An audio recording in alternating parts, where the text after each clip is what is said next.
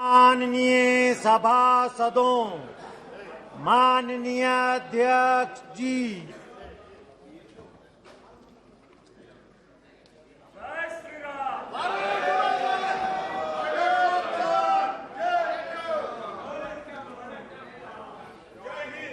Question number 101 Shri Kalanidhi Veeraswamy.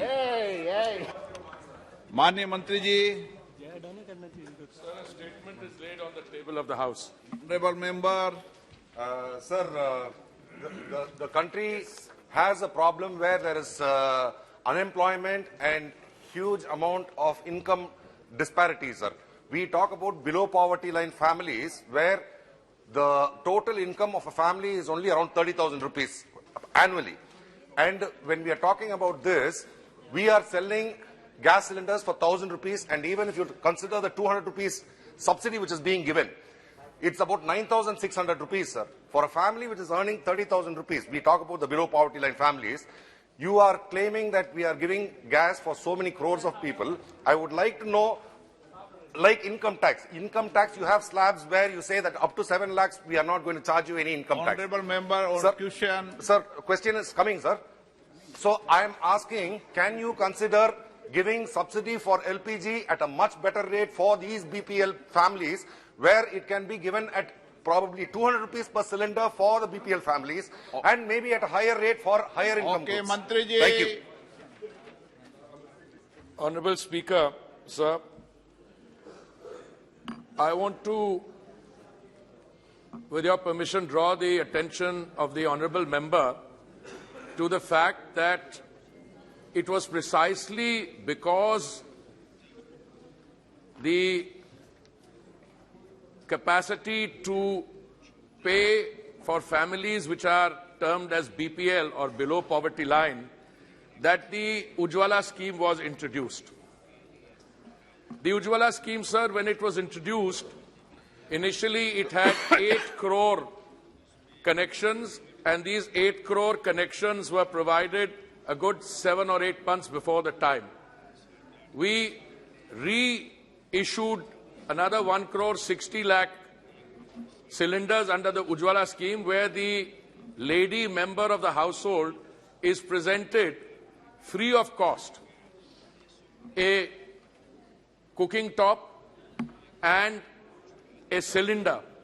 Now, during the course of the pandemic, sir, when economic activity had come to a grinding halt at one stage, and then it was slow, and the families who are in the below poverty line categorization were the most severely affected, the government gave 3 cylinders free of cost to those BPL families. Sir, insofar as prices are concerned, I should like to submit through you, sir, to the House that we import 60% or thereabouts, perhaps even more sometimes, of our requirements. We have to import them. The import price, sir, is linked to what is called the Saudi CP or the Saudi contract price. And the interesting thing is that the Saudi contract price during the last 2 years or so, if we have to use this as a reference period, sir, it has gone up from 250 per metric tons per $250 per metric ton to something like $900 per metric ton. Today also I think it is around $751 per metric ton. Now, if your import bill is determined by the international price, then it is very interesting to analyze what the government did. Because the government is sensitive to the requirements, sir, of the consuming population, particularly, as the honourable member says, to the most vulnerable, we did not allow the cost of domestic LPG to increase. Saudi contract price, sir, went up 333%, and yet the price increase was very small for the domestic thing. In May 2022, precisely as the honourable member states, we introduced a 200... माननीय मंत्री जी, संक्षिप्त में। Sir, I would like to complete this. आपको इजाजत नहीं दी, आप इनका जवाब मत दिया करें। एक बात सुन लें, प्लीज बैठें, एक बैठें। प्लीज बैठे मंत्री। कोई भी मान्य मंत्रीगण नीचे बैठे कोई व्यक्ति टिप्पणी करता है तो आप उसका जवाब मत दिया करें। ये लाइन आपको कही दे दिया, लेकिन आप उन पर बहस करना चाहते हैं। उनसे तो सर बहस करना, मैं कौन होता हूं बहस से? इतने विद्वान है, लेकिन आप चर्चा मत करो। हैं तो मैं कौन होता हूं? मैं जिनको अलाउ करूं उनका जवाब दो आप। Sir, I want to conclude this, that at the end of the day, sir, at a time when the Honorable Prime Minister was providing 3 free meals, dry rations, to a very large segment of our population, even at that stage, we did not allow the price of domestic LPG to go up. Now, at the end of the day, that 200 rupees subsidy, what is a subsidy? It is taxpayers' money. And as the Honourable Member says, the ones who are most vulnerable, we are always ready. Left to this House and the Honourable Prime Minister, it would be ideal if the international or the Saudi contract price could come down from 750 further down. It would enable domestic LPG to be sold at even more economical rates. So I wish to submit this in response to what the Honourable MP has said, and I always stand ready to be able to, I would also be able to provide further details to all this. Sir. Thank you, sir. Sir, I was only trying to reiterate that 33% of a family's income goes towards gas is probably not acceptable, and how it can be alleviated. My next question is, what is the status of your investment in Mozambique, sir, where there is a huge project which is taken by Total, and there are some unrests over there, and if that happens, probably gas can be made a lot more cheaper in India. So I would like to know what is the status of the project which is happening in Mozambique. Sir, I want to thank the Honourable Member. It is my understanding that at least the context that I have set out and the international situation. Sir, as part of the many initiatives which have been taken during the last several years, import of gas, acquisition of assets outside, increasing domestic production of gas. Sir, I'd like to inform the Honourable Member through you, sir, that last year our domestic production went up by 18%. This year also it's going up 18%. But for an economy which is thriving, where the rate of growth is 6.5% and 7%, where our growth rate, sir, is 3 times the global average. So we have a situation, the more demand for energy is arising on a daily basis. Insofar as the investment in Mozambique is concerned, sir, the Honourable Member has referred to unrest. Sir, there is an issue there. We are in partnership with an international group of companies. He mentioned one of them. And there are local conditions which are of, I would say, I would perhaps call it unrest is too mild a term, but there are issues of dealing with a form of insurgency there. We are in touch with these people, and the project is under what is called force majeure.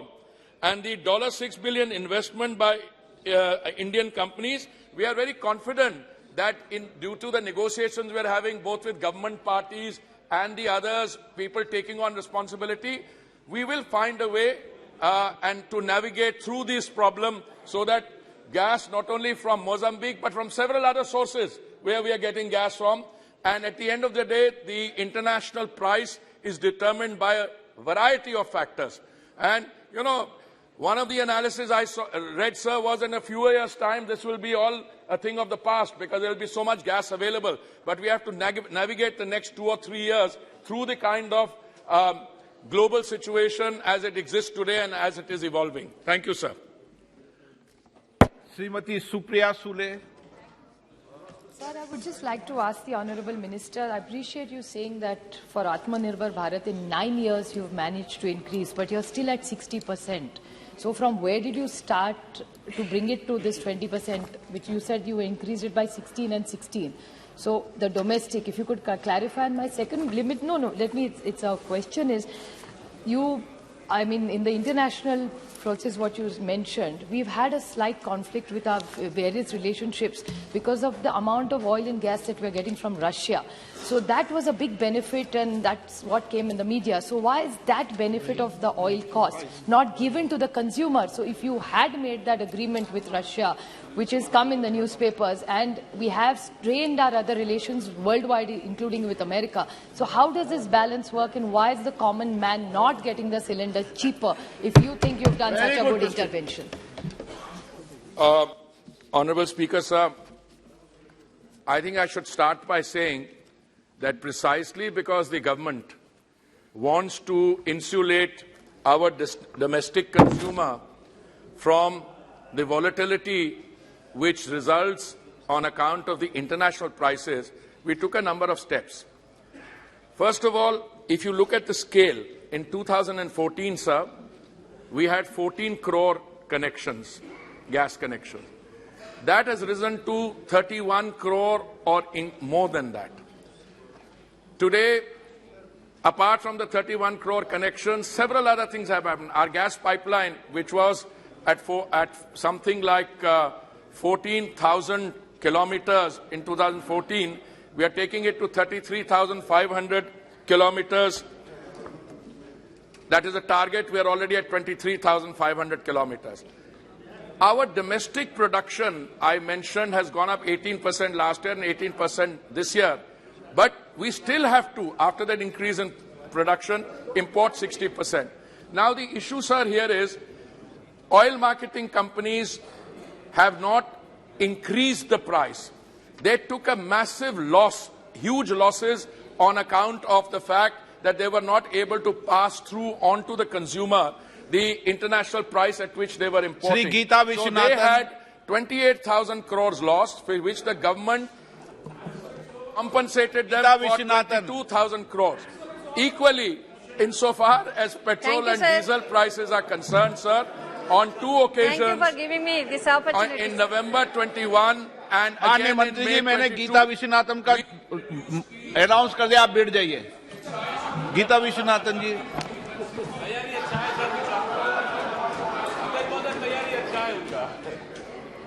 Thank you, sir. I convey my thanks to Honorable Minister for more and more connections given to under Ujjwala scheme. Sir, thank you. But I would like to know from the Honorable Minister, it is estimated that rural households with LPG connections are spending 6.7% of their income on fuel, which was 40% than the amount they were paying. Honorable member, short mein. Shifting to LPG, thereby forcing them to make unfair choices about their basic standards of life. I would like to know from the Honorable Minister. माननीय मंत्री जी, माननीय सदस्यगण, मैं आपसे फिर आग्रह कर रहा हूं, अपना क्वेश्चन शॉर्ट में पूछो, नहीं तो जितना लंबा क्वेश्चन पूछोगे माननीय मंत्री जी उतना डबल जवाब देंगे. I must seek, sir, I'm happy to provide a shorter answer, provided to know what the question is. Sir, insofar as rural household spending is concerned, sir, I again reiterate, the government has taken a number of steps and very effective to insulate the consumer by bringing the price of petrol and diesel. They have not gone up since 6th April last year. Throughout the world, the increases are astronomical. In India, petrol and diesel prices in the OMC pumps have not gone up since 6th April of 2022. I think this point, sir, needs to be appreciated. Equally for gas, we have not allowed the increase in the Saudi contract price to be reflected in the domestic price. Sir, it is so easy to get excited and talk about things. The ground situation is India stands out as a shining example where the consumer has not had to face the increase in the global volatility and price increases. As I said, on 6th April 2022, petrol and diesel prices have not gone up in India, whereas they have shot up. You only need to look at what is happening in our neighboring countries. In one country, after 8 o'clock, you can't switch on the electricity because there is no energy. In another country, equally for gas, if the international price comes down, we are still willing, and if we need to look at the issues, equally, let me say, those who are recipients of or beneficiaries of Ujjwala, their consumption has gone up. I occasionally hear statements saying people don't take benefits.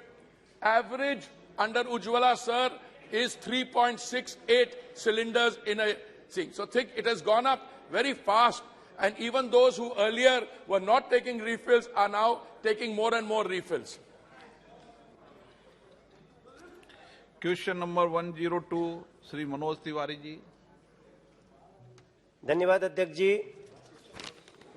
मैं मंत्री जी से जानना चाहता हूं कि खादी और ग्रामोद्योग आयोग द्वारा उत्पादित खाद्य उत्पादों की गुणवत्ता में सुधार करने के लिए सरकार द्वारा कार्यान्वित की जा रही योजनाओं।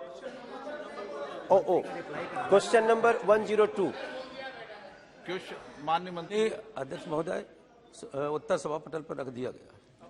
माननीय सदस्य, मैं मंत्री जी से जानना चाहता हूं कि खादी और ग्रामोद्योग आयोग द्वारा उत्पादित खाद्य उत्पादों की गुणवत्ता में सुधार करने के लिए सरकार द्वारा कार्यान्वित की जा रही योजनाओं का ब्यौरा क्या है और पिछले 3 वर्षों में खादी क्षेत्र के आधुनिकीकरण के लिए कोई वित्तीय सहायता प्रदान की गई है क्या? माननीय अध्यक्ष महोदय, खादी विकास सुधार कार्यक्रम के अंतर्गत जो खादी में सुधार किया गया है, हमारा under khadi development and reform programme के अंतर्गत खादी उत्पादों की गुणवत्ता सुनिश्चित करने के लिए 2013 में खादी मार्क की शुरुआत की गई थी।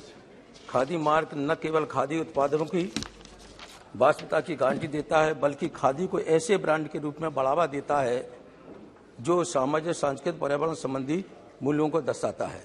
माननीय सभापति महोदय, खादी विकास योजना के विज्ञान और प्रौद्योगिकी घटक के अंतर्गत उत्पादों की गुणवत्ता बढ़ाने, कारीगरों की उत्पादकता और आय में वृद्धि करने, मानव परिश्रम को कम करने, बाजार की मांग के अनुसार नए उत्पादों को विकसित करने तथा स्थानीय कच्चे माल का कुशलतापूर्वक उपयोग करने के लिए विभिन्न अनुसंधान विकास कार्यक्रम चलाए गए हैं। माननीय मंत्री जी ने बहुत विस्तार से जवाब दिया है और मैं उसके लिए आभार प्रकट करता हूं।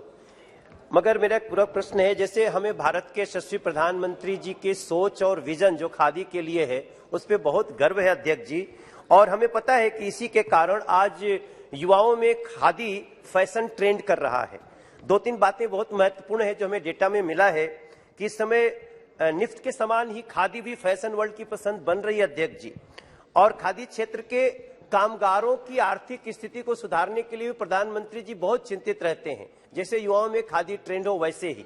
और मुझे एक अच्छी बात और आई है कि खादी ग्रामोद्योग केंद्र के जो अध्यक्ष हैं वो गांव-गांव प्रवास भी कर रहे हैं।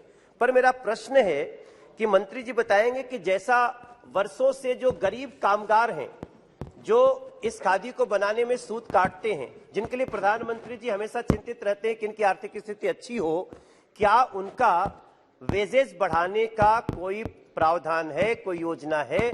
उसमें जानकारी चाहता हूं। माननीय अध्यक्ष महोदय, विशेष रूप से निफ्ट की जो बात की है उसके लिए गांधीनगर, बेंगलोर, कोलकाता और शिलांग में हब बनाए गए हैं, जिससे उनके कामों को ज़्यादा से ज़्यादा काम किया जा सके और नई नई फैब्रिक का उत्पादन किया जा सके। घरेलू अंतर्राष्ट्रीय बाजार उच्च स्तरीय फैब्रिक कपड़ों के गुणवत्ता मानकों को प्रसार किया जा सके। विशेष रूप से हमारे जो माननीय सदस्य हैं उन्होंने कहा है कि हमारे जो कारीगर हैं उनकी गुणवत्ता के लिए, उनकी सुधार के लिए क्या कुछ पैसा बढ़ाया जा रहा है। विशेष रूप से जब वो कर्तन करते हैं तो उन्हें 7.5 रुपये दिया जाता है एक कर्तन पर, लेकिन इसे बढ़ाने का प्रावधान किया गया है, इसमें कुछ न कुछ पैसा बढ़ाया जाएगा। निशिकांत दुबे। धन्यवाद सभापति महोदय। अध्यक्ष जी, माननीय प्रधानमंत्री जी के कारण खादी आज 1.5 लाख करोड़ से ऊपर का टर्नओवर कर रहा है। मेरा बड़ा साधारण सा सवाल है सर कि जो केवीआईसी है उसके जो बड़े बड़े शोरूम हैं वो दिल्ली, मुंबई, जयपुर, भोपाल, गोवा, और खादी ये रूरल एरियाज में रोजगार का बहुत बड़ा साधन है। और जो 298 क्लस्टर हैं खादी के, उसमें 250 क्लस्टर वैसे हैं जो कि इसी वेस्टर्न इंडिया में मौजूद है सर। ईस्टर्न इंडिया इससे अछूता है। मेरा आपके माध्यम से मंत्री महोदय से साधारण सा प्रश्न है कि वर्कसेट प्रोग्राम, मिशन सोलर चरखा, स्फूर्ति, वर्किंग कैपिटल, हनी मिशन और जो कंपटीशन आ रहा है दुनिया में खादी को, प्राइवेट सेक्टर से जो आ रहा है या हैंडलूम सेक्टर से अलग हटकर जो मशीन मेड कपड़े पर आ रहा है, उसके बारे में ईस्टर्न इंडिया के डेवलपमेंट के लिए, खासकर बिहार, झारखंड, उत्तर प्रदेश, राजस्थान और बंगाल और नॉर्थ ईस्ट के लिए जो समस्याएं हैं, जहां खादी की प्रेजेंस कम है, उसके लिए भारत सरकार क्या कर रही है?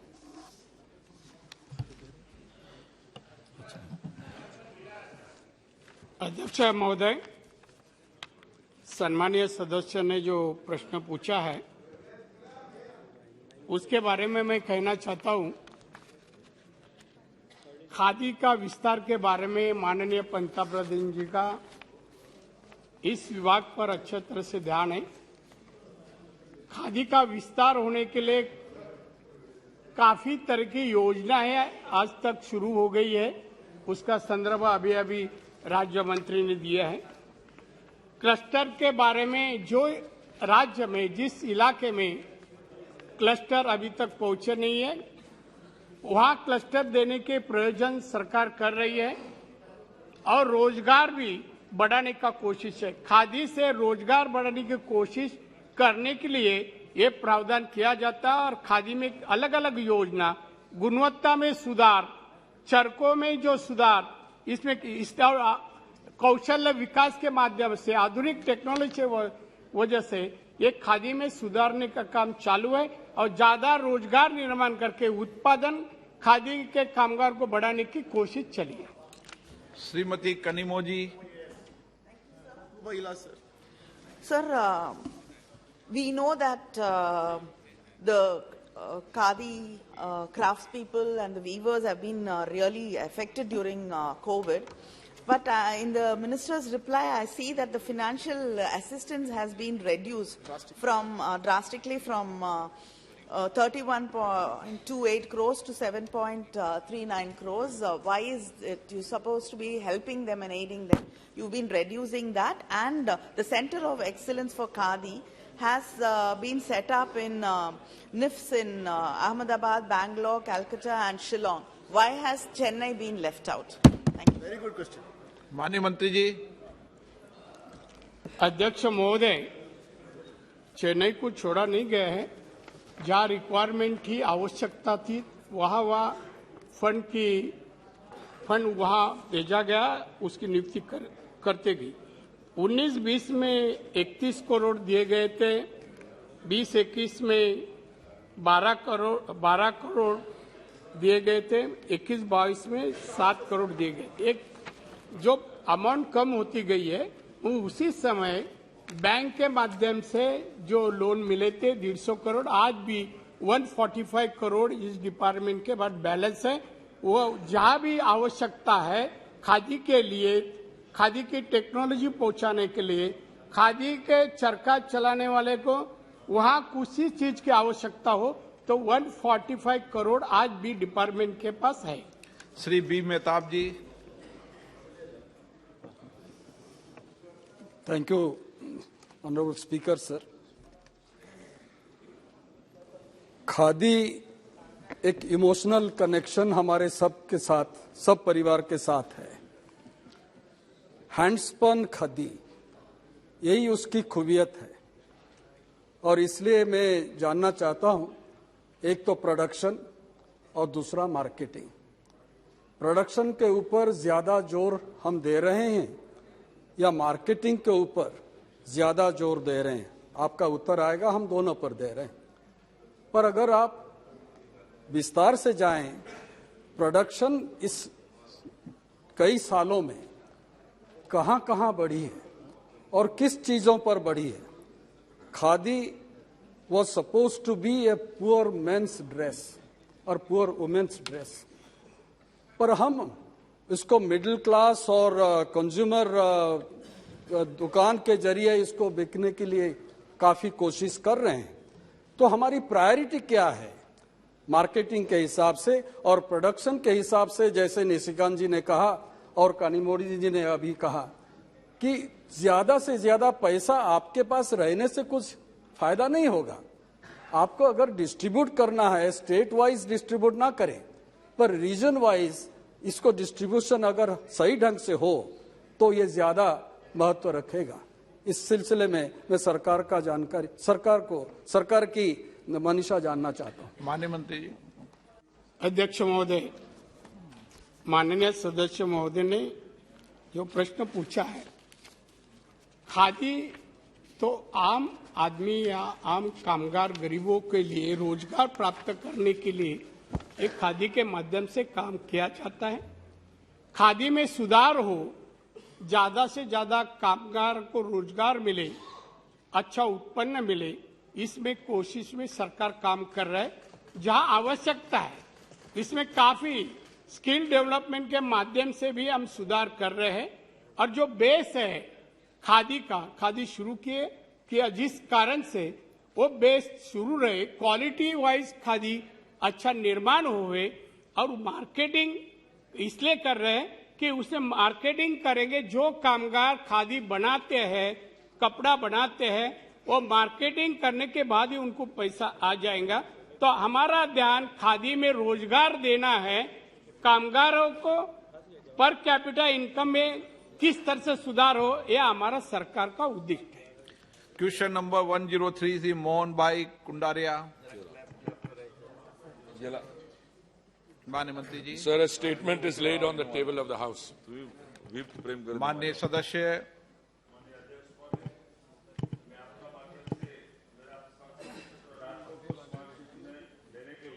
प्रधानमंत्री और मंत्री का मैं आभार व्यक्त करता हूं।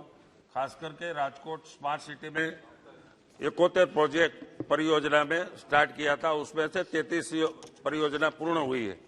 38 परियोजना का काम चालू है। सरकार की 2017 से 2023 तक 5 वर्ष की परियोजना था। वो जो प्रोजेक्ट 38 चालू से उसमें समय मर्यादा बढ़ाने के लिए सरकार कोई सोच रहा है क्या? Honorable Speaker, sir, I want to thank the honorable member for raising this question on the smart city project in Rajkot. और जैसे माननीय सांसद ने कहा, यहाँ पे राजकोट में टोटल 71 प्रोजेक्ट हैं 2161 करोड़ के कॉस्ट के लिए। इसमें 33 प्रोजेक्ट ऑलरेडी कंप्लीट हो गए हैं 803 करोड़ के, और 38 प्रोजेक्ट जो हैं 1355 करीब करोड़ के, which is work in progress. Sir, अभी ये जो योजना है इसमें फंडिंग जो है जून 2023 तक की हमने प्रोविजनिंग की है। और जिस तरीके से राजकोट में काम हो रहा है, माय असेसमेंट सर इज के Rajkot is one of the more successful amongst the successful smart city projects. और हमारा जो सिस्टम है, जैसे प्रोजेक्ट कंप्लीट होता है और उसका कंप्लीशन सर्टिफिकेट आता है, तो हम अगली सेगमेंट के लिए भी प्रोविजनिंग और जो हुई है उसमें पैसा रिलीज कर देते हैं। तो मुझे पूरी उम्मीद है कि अब से लेके जून तक जो भी हमारे पास समय है उसमें हम इनकरेज करेंगे राजकोट की smart city special purpose vehicle को। और जो भी ओवरसाइट हो रही है, हम स्टेट गवर्नमेंट भी इसमें ओवरसाइट करती है। जो 6 उनकी स्मार्ट सिटीज हैं गुजरात में, हम केंद्र सरकार से भी करते हैं। और हमें विश्वास है कि काम समय से पूरा हो जाएगा और इसके लिए हम उनको इनकरेज करते रहेंगे। माननीय अध्यक्ष महोदय, गुजरात में स्मार्ट सिटी में शेयर को चेंज किया है। नेक्स्ट प्रोजेक्ट में गुजरात में नया कितना शहर में वो प्रोजेक्ट का लाभ मिलेगा? देखिए सर, केंद्रीय सरकार की तरफ से जो फंडिंग है स्मार्ट सिटीज प्रोजेक्ट्स के लिए, वो है total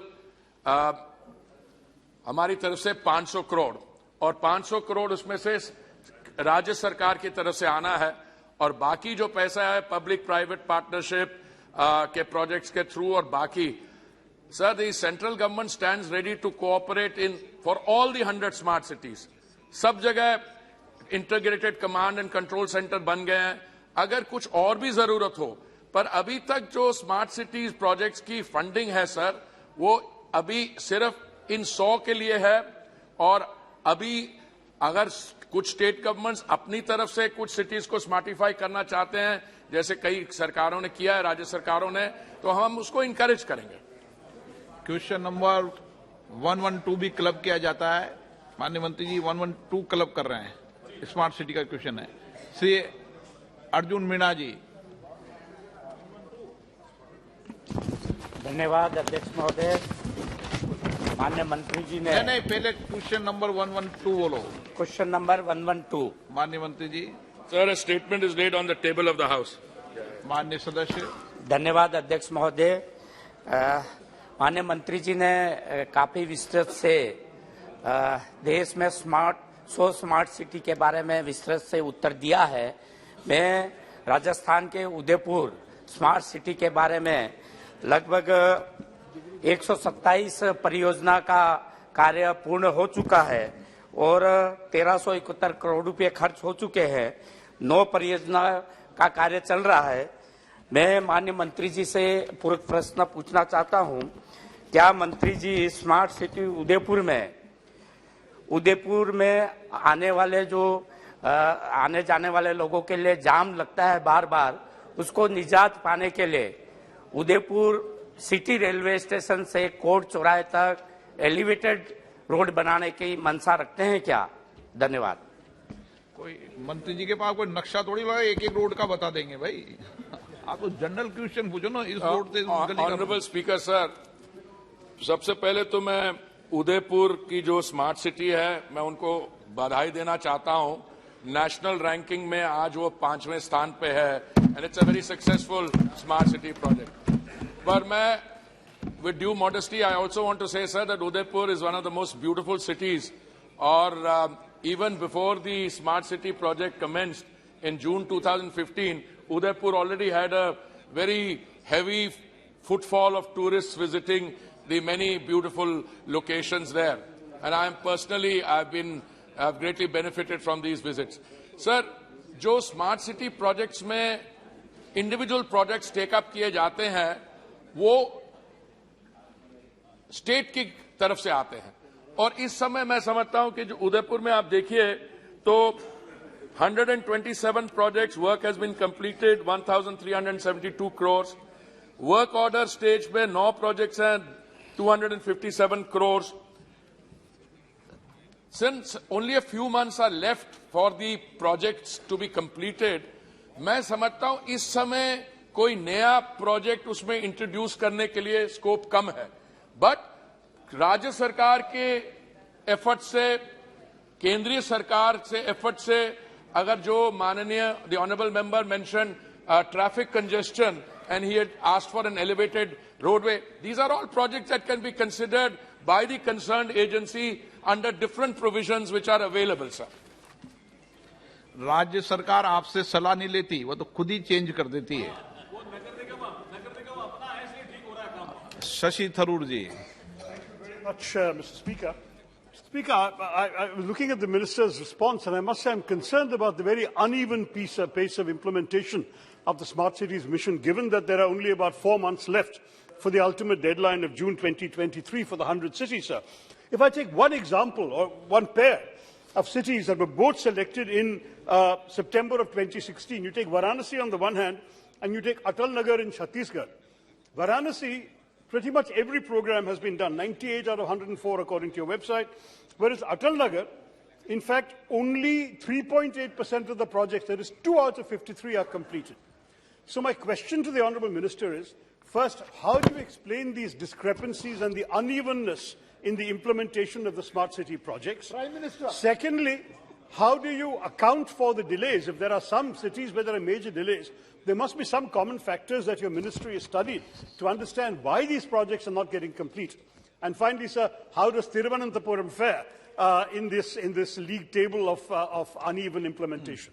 Thank you, Mr. Speaker. You should be the Prime Minister. Sir, आप वरिष्ठ सदस्य, एजुकेशन का काम तो राज्य सरकार करेगी ना, तो सुपरविजन करेंगे। Sir, I have a very simple question. The honourable member knows, and I know the rest of us know, that when you read facts and figures and statistics, you have to be a little careful. Sometimes the time for a project under construction to be completed is very little. But till the completion certificate comes, it will be shown as work under progress. Sir, almost all 100 cities are doing fairly well. Some, due to the COVID period, there was a slowdown. or there were local factors, जैसे आपने sir hint किया from the chair कि जो राज्य सरकारें होती हैं उनका भी इसमें रोल होता है. सो अभी जो केरला में स्मार्ट सिटी प्रोजेक्ट है, मैं समझता हूं इस पे हमें honorable member and I can have a special seminar along with other members to discuss it. But I don't think that it would be appropriate for me to share my assessment on why some things don't happen in state governments. It may not be in the spirit of the discussion we are having. There are also other factors, common factors, where oversight is effective, where the advisory committee for the projects are meeting. अब एक प्रश्न उठा था sir Rajkot की smart city के बारे. मुझे बहुत खुशी होती है आपको ये बताने में कि उसकी जो एडवाइजरी कमेटी है जिसमें honourable MP is also a member, उनकी 16 मीटिंग्स हो चुकी हैं. हर एक क्वार्टर में उनकी मीटिंग होती है. तो जहां पे the local MPs and elected representatives take this thing, there is a very big difference. जहां तक ये अनइवन प्रोग्रेस है, आई वुड रिक्वेस्ट कि जब हमारी आप वेबसाइट भी देखें तो उसमें वेबसाइट में भी देखें तो वेबसाइट भी देखें, Varanasi was declared A smart city in September 2016. Atal Nagar came in round 3 much later. So to compare something which is in round 1 to something which is in round 3 also requires what I call, and if I may have your permission, it's what is called a statistical hop, step and jump, which I think educated members and analysts should try and avoid indulging in. Adhir Ranjan जी, मेरा सवाल दूसरे सवाल पे है. मुझे दूसरे सवाल पे पूछना है सर. पूछे ना आप. नहीं, वो मंत्री नहीं. तो आप उठे क्यों थे? आपको अगर प्रश्न नहीं पूछना था तो आप उठे क्यों थे?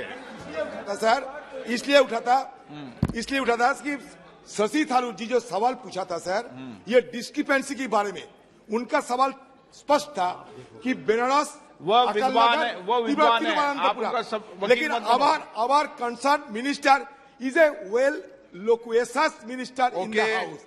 He knows how to deflect, how to. Question number.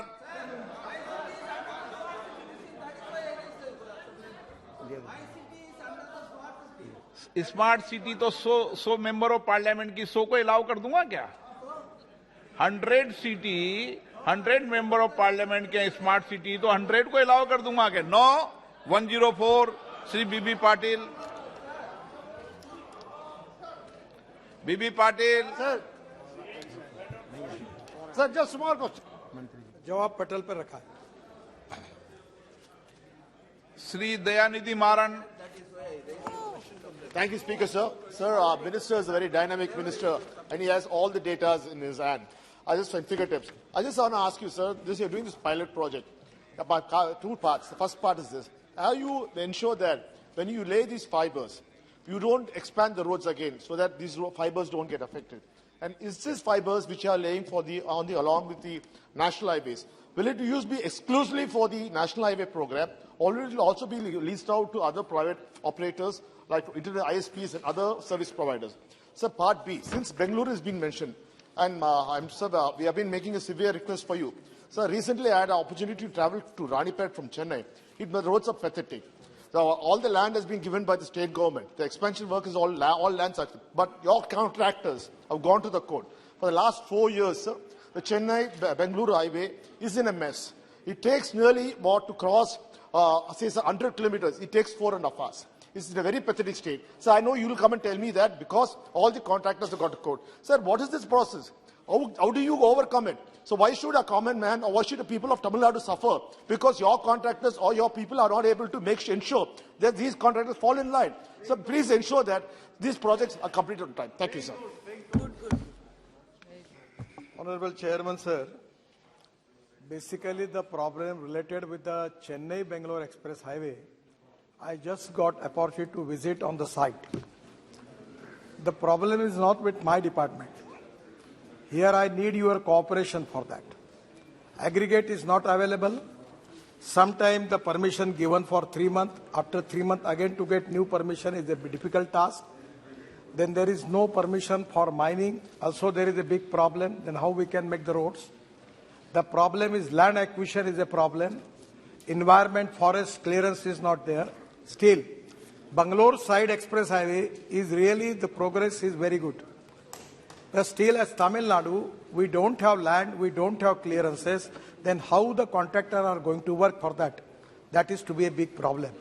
I am really thankful for you that I need your cooperation, particularly I want to work for Tamil Nadu. We have a lot of projects. Many times I explain it to the Honorable Member of Parliament, and many times I have given my representation to Honorable Chief Minister also, that as far as without land, without environment clearance, how it is possible for us to construct the roads. So exactly, I am with you.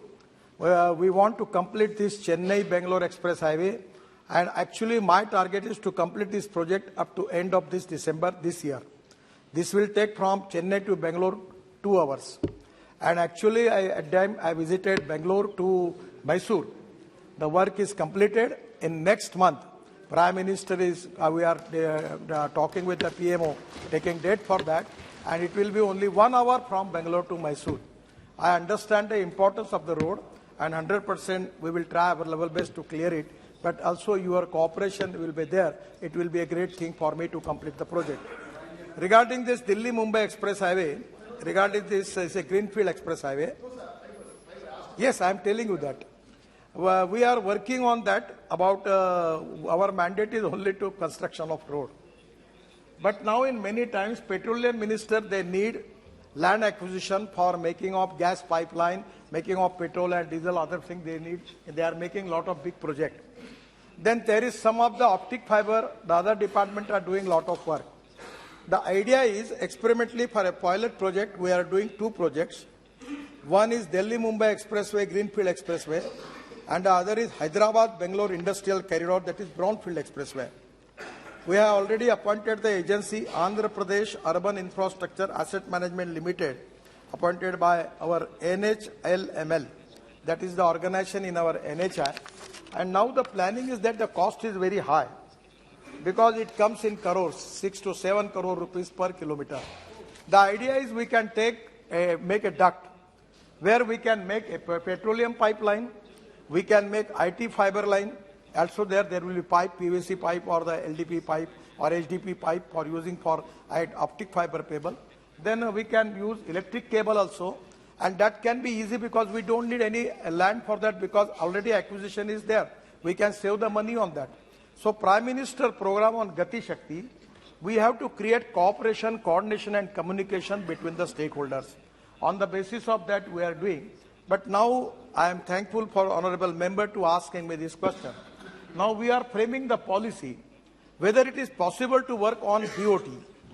If the private people can invest the money in duct, and then we can give these services to the concerning department, it can be 100% whether it is possible or not. But because of today, when I was taking the briefing, we have taken a decision to formulate the policy on PPP mode. If it is not economically viable on PPP mode, we can make it in hybrid annuity mode. We will finance some subsidy for that. But this is the need of the hour, because as far as the target of our government is concerned regarding the popularity of internet and other things, it is very important. And I feel that this is the time that our target is to make the optic fiber cable up to 50 lakh kilometers. So we need to connect villages also. And because of 5G also, there is a great importance for that. We are working on the process, but basically my mandate is only for road construction. That is with the IT ministry and other ministries are there. But we have the land is ready. In Delhi-Mumbai Express Highway, we have a land available 120 meter. The one lane is only 3.5 meter. We are first stage making only 8 lane. We can go up to 16 lane. Still, we can give land for bullet train. Today, tomorrow, even if they want to start bullet train work from Delhi to Mumbai, land is available. We are also thinking on line of Hyperloop and something. And also the Delhi-Jaipur highway. The first time, the Prime Minister is going to inaugurate at 12, where we are planning for making of e-highway. From Delhi to Jaipur, the electric cable will be there. And the futuristic technologies are concerned. The idea is our truck and buses like the train, they're taking the advantage of that cable and going through Delhi to Jaipur. We are working on that, and that is also a first pilot project.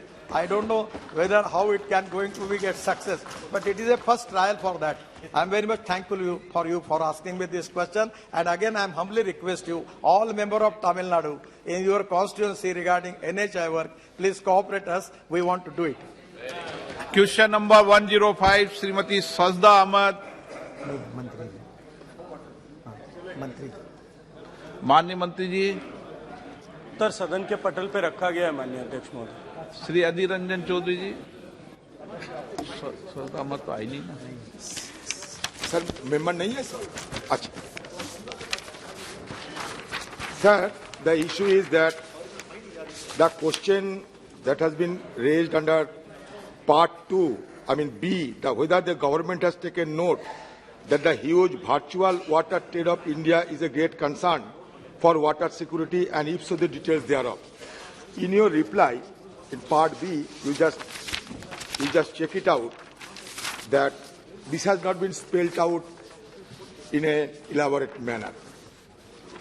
BC has been marked, but the core issue of virtual water trade has been conspicuously absent in your explanation in part B and C.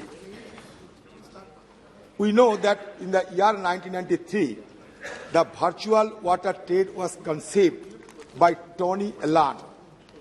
The name itself implies import and export of hidden water in various products. We don't have any idea of what is called virtual trade because people are not aware of it. I personally even not aware of it. Do you have any policy of virtual water trade in India? And what are the challenges and what are the benefits? Have you ever estimated on it? Because in the prevailing situation, I think this could be considered. But the question was raised, but the answer is seriously deficient. So that is why I thought it prudent to flag your attention. धन्यवाद माननीय अध्यक्ष महोदय। माननीय सदस्य ने virtual water trade के बारे में अपनी अनभिज्ञता और सदन की अनभिज्ञता के बारे में चर्चा की है। जिन सज्जन का नाम माननीय सदस्य ने लिया है, उन्होंने एक अध्ययन करके ऐसा बताया कि बहुत सारे क्योंकि जो भी कुछ उत्पादन होता है, चाहे भोजन का उत्पादन है, जो कपड़े हम पहनते हैं उसका उत्पादन है, जो हम सेवाएं जो हम उपयोग में लेते हैं, हर एक तरह की सेवा में कहीं न कहीं पानी की आवश्यकता होती है। जो कृषि के उत्पाद भारत एक्सपोर्ट करता है, उसको लेकर के माननीय सदस्य ने चिंता व्यक्त की थी कि हम जो चावल निर्यात करते हैं, हम गेहूं निर्यात करते हैं, हम कपास निर्यात करते हैं, हम चीनी निर्यात करते हैं, ये सभी वाटर गजलिंग क्रॉप्स हैं और इनके निर्यात के चलते हम वर्चुअली पानी को निर्यात कर रहे हैं, जो कि भारत जैसे देश में जिसमें पानी की कमी है, निश्चित रूप से चिंता का विषय है।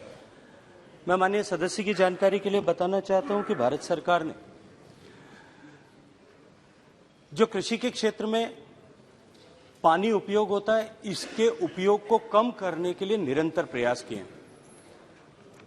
माननीय प्रधानमंत्री जी के नेतृत्व में हमने स्मार्ट इरिगेशन को बढ़ावा देने के लिए, प्रेशराइज्ड पाइप्स के माध्यम से इरिगेशन को बढ़ावा देने के लिए, जिसके लिए सामान्यतः माना जाता है कि 20% पानी की बचत होती है, और मैं यहाँ उल्लेख करना चाहता हूँ मध्य प्रदेश का, कर्नाटक का, महाराष्ट्र का, गुजरात का, इन सरकारों ने इस दिशा में बहुत बेहतरीन काम किया है।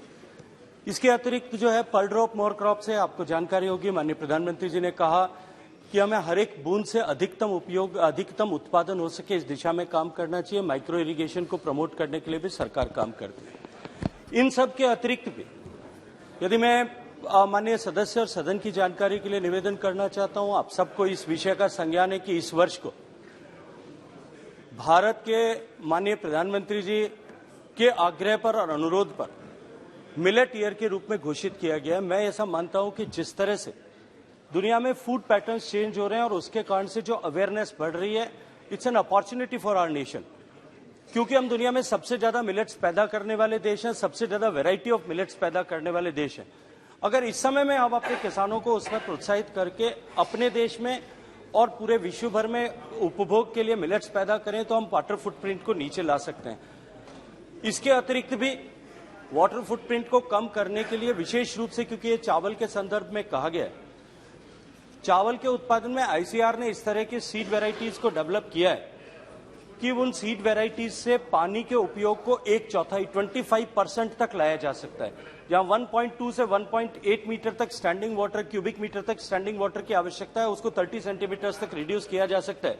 क्योंकि पानी और कृषि दोनों राज्य का विषय है, नीचे इस विषय को, इन टेक्नोलॉजीज को, वेराइटीज को प्रोपोगेट करने की जिम्मेदारी प्राथमिक रूप से राज्यों की है और बहुत सारे राज्यों ने इसमें बहुत अच्छा काम भी किया।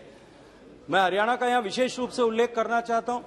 उन्होंने चावल के उत्पादन के रकबे को घटाने के लिए एक इंसेंटिव स्कीम शुरू की और उसके कारण से लगभग 1 लाख हेक्टेयर रकबा उन्होंने पायलट प्रोजेक्ट के माध्यम से जो है वो डाइवर्सिफाई करने में सफलता प्राप्त की है। इसी तरह के प्रयास महाराष्ट्र ने भी किए कि जब देवेंद्र फडणवीस जी की सरकार थी, उन्होंने कहा कि गन्ना और जो है कपास केवल ड्रिप इरिगेशन से ही उगाए जा सकते हैं। हमको निश्चित रूप से इस दिशा में संवेद स्वर से हम सबको भी बात करना पड़ेगा, काम करना पड़ेगा। हमको अपने क्षेत्र में, हम सब लोग अपने अपने क्षेत्र के प्रतिनिधि भी हैं और हम अपने क्षेत्र के लीडर्स भी हैं। हम अपने क्षेत्र में किसानों को अधिकतम उपयोग किस तरह से, पानी के न्यूनतम उपयोग में अधिकतम खेती किस तरह से कर सकते हैं, इस पर हम सबको निश्चित रूप से काम करना पड़ेगा। तब जाकर के हम इसको वर्चुअल ट्रेड बैलेंस को कम कर पाएंगे। Question number 106 Shri Dushyant Singh ji. तो चेयर सर, माननीय मंत्री जी पोर्टल पर रख दिया गया। धन्यवाद speaker ji. I would like to ask the honour minister, आदरणीय प्रधानमंत्री जी ने बड़े अच्छे काम किए हैं और उन्होंने उनके निर्देश में रीजनल कनेक्टिव स्कीम का काम शुरू किया गया है और जिसमें हब एंड स्पोक का काम शुरू किया गया है कि मतलब बड़े एयरपोर्ट से छोटे एयरपोर्ट बड़े एयरपोर्ट को लिंक करना था। इसमें इंफ्रास्ट्रक्चर का जो डेवलपमेंट किया गया है, अभी ट्रैवल अब बढ़ चुका है।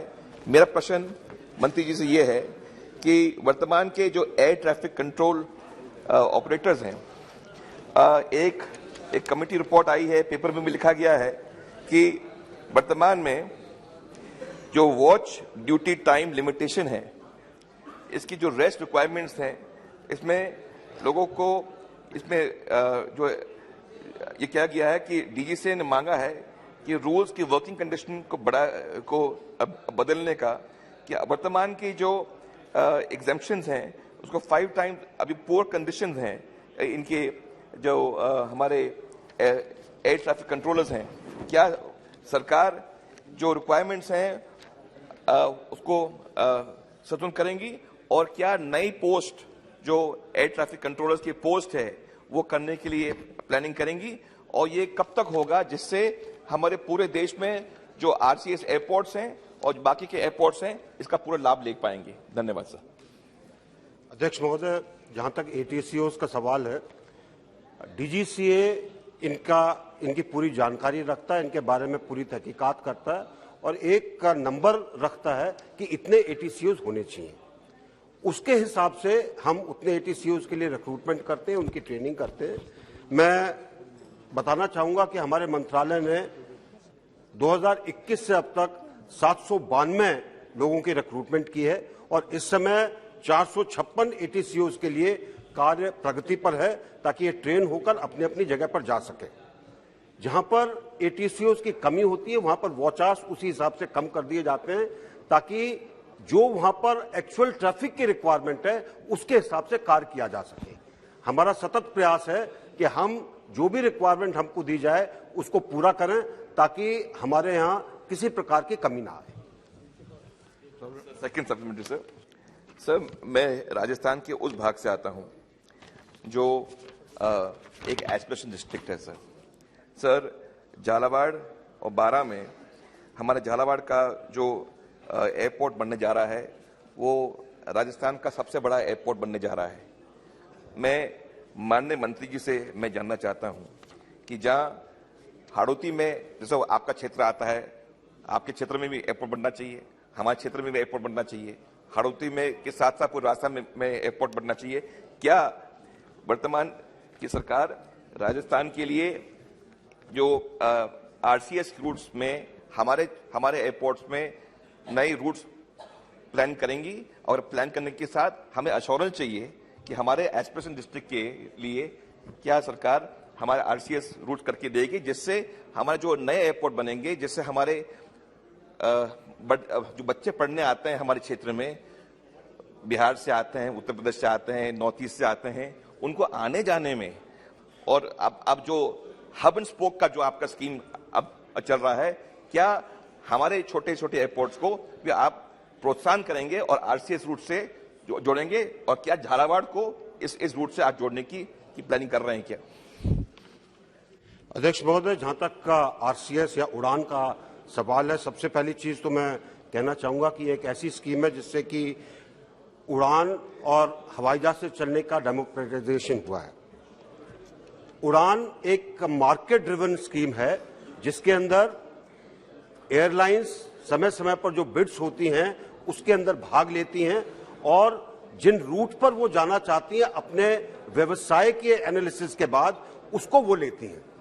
तो अगर कोई भी एयरलाइन झालावाड़ जाने के लिए तैयार होती है तो हमें कोई आपत्ति नहीं है, हम झालावाड़ को उसी हिसाब से डेवलप करने की कोशिश करेंगे, लेकिन ये एयरलाइन के ऊपर निर्भर है। और इस समय जबकि सब कुछ मार्केट ड्रिवन है, सरकार सिर्फ उनको बता सकती है कि आप इसके ऊपर कार्य करिए, लेकिन उनको फोर्स नहीं कर सकती। श्री रितेश पांडे। धन्यवाद आदरणीय अध्यक्ष जी। अध्यक्ष जी, मैं आपके माध्यम से माननीय मंत्री जी से ये पूछना चाहता हूं कि एयर ट्रैफिक कंट्रोल ऑपरेटर्स की संख्या और बढ़ाने के लिए लखनऊ के ऊपर जो ज्यादा ट्रैफिक है, अयोध्या वहां से मात्र 120 किलोमीटर दूर है, जहां पे एयरपोर्ट बनकर के लगभग तैयार हो गया है। वहां पे फ्लाइट्स आने से एयर ट्रैफिक कंट्रोलर्स की वहां एम्प्लॉयमेंट और बढ़ेगी और अयोध्या और अंबेडकर नगर, आजमगढ़ जैसे जिलों के लिए एक उपलब्धि जो है वहां पे, बस्ती भी जो है वहां पे एक उपलब्धि बढ़ेगी। तो ये एयर ट्रैफिक कंट्रोलर्स की नियुक्तियां बढ़ाने के लिए क्या अयोध्या एयरपोर्ट को आप जल्द से जल्द चलवा करके वहां पे एयर ट्रैफिक कंट्रोलर्स को आप नियुक्त करेंगे और वहां पे जो लखनऊ का ज्यादा ट्रैफिक है वो डाइवर्ट होगा, एयर ट्रैफिक है वो डाइवर्ट होगा कि नहीं, और कब तक होगा? धन्यवाद।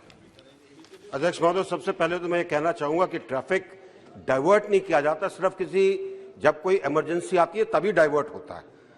एयर ट्रैफिक अपने रूट्स के ऊपर चलता है, जहां पर हवाई जहाज ठीक से जा रहा है, हवाई अड्डा ठीक है, मौसम ठीक है, हवाई जहाज वहां पर उतरेगा। लेकिन जहां तक इस नजदीकी का सवाल है, जब भी एयरपोर्ट तैयार होगा, जब भी उसके ऊपर हवाई जहाजों का चलन होगा, एटीसीओज की जो भी रिक्वायरमेंट है उसकी पूरी की जाएगी। Question number 107 Shri Balashowry Vallabhaneni. 107 माननीय मंत्री जी।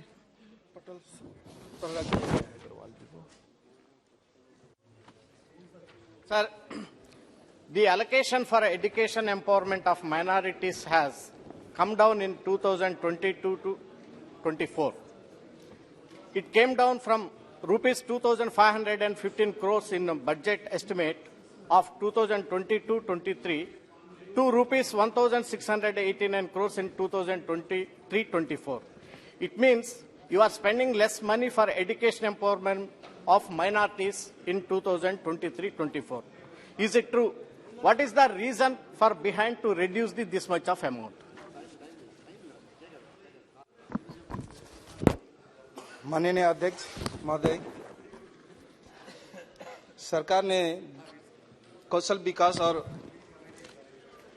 उद्यमिता मंत्रालय, सामाजिक न्याय और अधिकारिता मंत्रालय एवं वस्त्र मंत्रालय, संस्कृति मंत्रालय, महिला एवं बाल विकास मंत्रालय और ग्रामीण विकास मंत्रालय की विभिन्न योजना के माध्यम से अल्पसंख्यक, विशेष रूप से आर्थिक रूप से कमजोर और सामाजिक के रूप क्रम विशेष अधिकारी प्राप्त वर्ग सहित हर वर्ग के कल्याण और उत्थान के लिए विभिन्न योजना को लागू किया। अल्पसंख्यक कार्यालय मंत्रालय केंद्रीय रूप से अधिसूचित 6 अल्पसंख्यक समुदाय के लिए सामाजिक, आर्थिक और शैक्षणिक सशक्तिकरण के लिए विशेष रूप से देश भर में विभिन्न योजनाओं को लागू करता है। पिछले 5 वर्ष के दौरान मंत्रालय द्वारा कार्यान्वित शिक्षण सशक्तिकरण योजना, मैट्रिक पूर्व छात्रवृत्ति योजना, मैट्रिकोत्तर छात्रवृत्ति योजना, मैट्रिक संसाधन अतिरिक्त योजना, रोजगार का आर्थिक सशक्तिकरण योजना, प्रधानमंत्री पीएम आवास योजना, जैसे हम लोग अल्पसंख्यक को ऋण प्रदान करने हेतु राष्ट्रीय अल्पसंख्यक विकास एवं वित्त निगम NFDFC को नियुक्ति करते हैं। विशेष योजना जियो फारसी, भारत में फारसियों का आबादी में हो रही गिरावट को रोकने के हेतु योजना, कौमी वक्फ बोर्ड योजना। प्रश्नकाल समाप्त। मान्य, अब जवाब तो 1 घंटा बोलते 1 घंटा चलाता है क्या? मान्य सदस्यगण, मुझे कुछ विषयों पर स्थगन प्रस्ताव की सूचना प्राप्त हुई है। मैंने किसी भी स्थगन प्रस्ताव की सूचना मध्य प्रदान नहीं की।